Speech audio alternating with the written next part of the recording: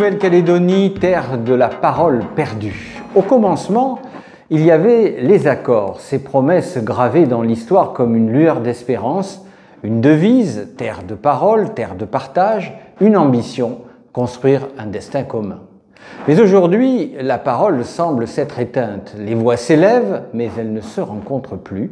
La Nouvelle-Calédonie, riche de ses différences, est fragmentée en camps retranchés, Kanaks ou loyalistes, deux visions pétries de certitudes, incapables de se transcender.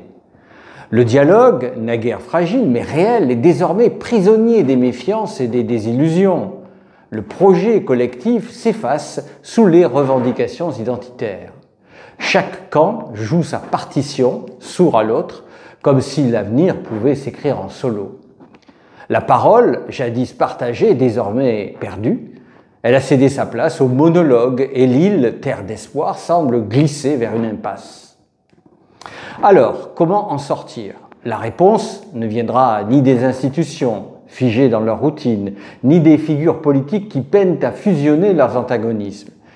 Il ne s'agit pas d'attendre un sauveur providentiel, mais de reconnaître que la solution peut émerger de chacun, car effectivement, tout acte d'amour, de partage, de quête de vérité peut rallumer une étincelle.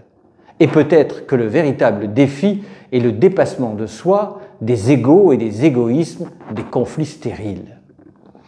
Ainsi, l'espérance pourrait naître d'une autre parole, celle des jeunes, des artisans, des artistes, des écologistes, des chefs d'entreprise, de tous ceux qui vivent la mixité au quotidien et qui rêvent d'un avenir débarrassé des cicatrices du passé. Ceux-là savent qu'un destin commun ne se décrète pas, il se construit lentement, patiemment. La Nouvelle-Calédonie, aujourd'hui terre de la parole perdue, peut la retrouver, mais il faudra du courage, de l'imagination et cette foi inébranlable dans la force de la réconciliation.